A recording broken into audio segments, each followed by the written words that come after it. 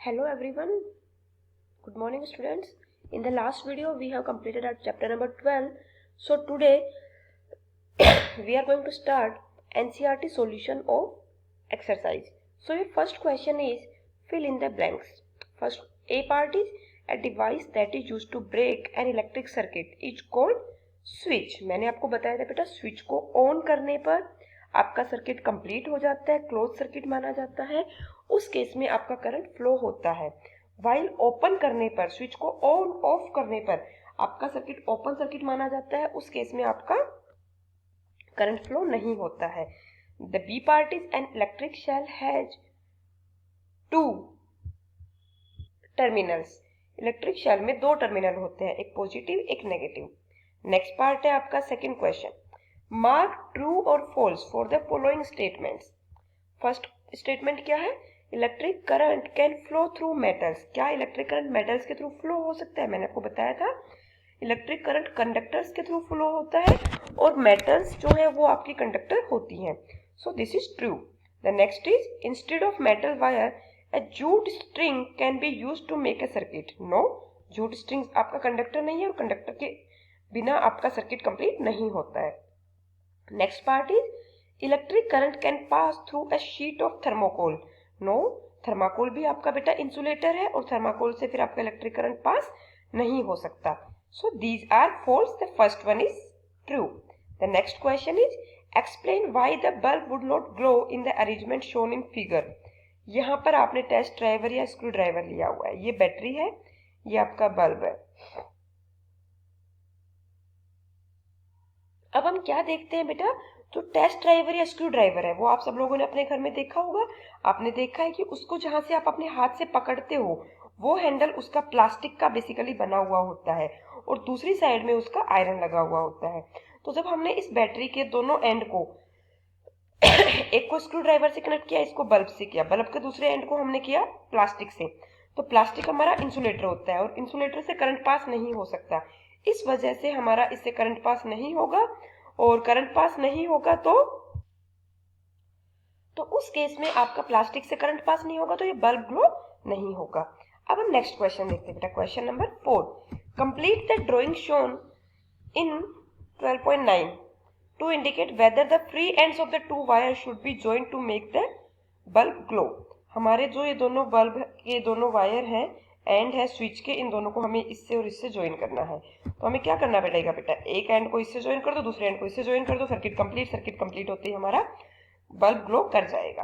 अब next part क्या है, question number 5, what is the purpose of using an electric switch, name some electric gadgets that have switch built into them.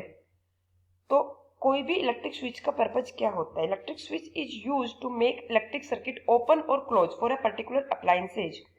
कोई भी appliance को जब हम ऑन या ऑफ करना चाहते हैं तो उसको ओपन और क्लोज सर्किट में दिखाने के लिए हम इलेक्ट्रिक स्विच का यूज करते हैं। और जो भी हमारे अप्लायंसेज होते हैं उन सब के अंदर हमारे स्विच उनकी हेल्प के लिए बने हुए होते हैं। नेक्स्ट क्वेश्चन है, would the bulb glow after completing the circuit in figure 12.9 if instead of safety pin we use an eraser. तो 12.9 आपने अभी अभी देखा बेटा, इसमें सेफ्टी पिन की जगह पे अगर आप इरेजर यूज करेंगे तो क्या होगा? नहीं, सेफ्टी पिन आयरन से बनी होती है, कंडक्टर है तो उसके थ्रू करंट पास होगा, वो बल्ब ग्लो करेगा। लेकिन अगर आप इसी की जगह पे क्या यूज कर ले, इरेजर यूज करें, तो उस केस में आपका बल्ब ग्लो नहीं करेगा। अब हम नेक्स्ट क्वेश्चन देखते हैं, would the bulb glow in the circuit. इस केस में क्या आपका बल्ब ग्लो करेगा? आपका सर्किट क्लोज है, क्लोज सर्किट में आपका बल्ब ग्लो करेगा, यस। नेक्स्ट क्वेश्चन है, using the conductor tester on an object it was found that the bulb begin to glow, is that object a conductor or an insulator? explain। जब हम conductor tester को लेते हैं तो वहां पर हमारा बल्ब ग्लो करने लगता है, क्यों? क्योंकि वो हमारा कंडक्टर क्या होता है बेटा, जो टेस्टर है वो बेसिकली ऑब्जेक्ट जो है वो गुड कंडक्टर ऑफ इलेक्ट्रिसिटी है, उसकी वजह से जैसे अपने कंडक्शन टेस्टर उसमें लगा दिया तो कंडक्शन टेस्टर से लाइट पास होगी, करंट पास होगा और बल्ब आपका ग्लो करेगा। तो object will be a conductor of electricity.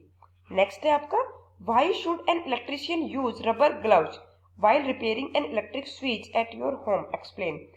आपका जो भी इलेक्ट्रिशियन होता है वो रबर के ग्लव्स को क्यों यूज करता है? तो बेटा मैंने आपको बताया कि इलेक्ट्रिसिटी जो होती है वो कंडक्टर्स के थ्रू पास होती है और रबर है, वुड है, ये सब प्लास्टिक है, ये सब आपके कंडक्टर नहीं है, तो इनका यूज करने के ऊपर आपका सर्किट क्लोज नहीं रहता है। क्लोज सर्किट नहीं रहेगा तो आपका करंट फ्लो नहीं होगा, जिससे कि उसको इलेक्ट्रिक शॉक नहीं लगता है। इस वजह से कोई भी इलेक्ट्रीशियन क्या करता है, रबर के ग्लव्स पहनता है। हमारी our body is a good conductor of electricity and rubber is an insulator. During repairing work, if the body comes in contact with current carrying wire, then there will not be any accident as rubber doesn't allow the passage of current through it। जब हम अपनी body के through उसका काम करते हैं तो rubber के थ्रू अपनी करंट पास नहीं होगा और सर्किट ओपन हो जाएगा, उस केस में करंट पास नहीं होगा, तो इलेक्ट्रिशियन को कोई भी शॉक नहीं लगेगा। इस वजह से इलेक्ट्रिशियन क्या करता है बेटा, रबर के ग्लव्स पहनता है। लास्ट क्वेश्चन क्या है बेटा, the handles of tool like screwdriver, pliers used by electrician for repair work usually have plastic and rubber cover on them। Can you explain why? वही रीजन है बेटा जो ऊपर मैंने आपको अभी पिछले क्वेश्चन में बताया है। प्लास्टिक और रबर दोनों ही इंसुलेटर रहते हैं which doesn't allow electric current to pass through it। The handles of tool like screwdriver and pliers used by electrician for repair have covering of plastic और rubber। प्लास्टिक और rubber की covering की वजह से उनके बीच में सर्किट कंप्लीट नहीं होगा, करंट फ्लो नहीं होगा, जिसकी वजह से इलेक्ट्रिशियन को हार्म नहीं पहुंचेगा। तो यही इसका रीजन था बेटा। तो आज हमने डिस्कस किया एनसीईआरटी एक्सरसाइज। आई होप आपको ये क्लियर हुई है बेटा। अगर आपको किसी को कोई डाउट है तो आप मुझसे पूछ सकते हैं। अगली क्लास में बेटा हम इसके एक्स्ट्रा क्वेश्चंस डिस्कस करेंगे। थैंक यू बच्चे, गॉड ब्लेस यू।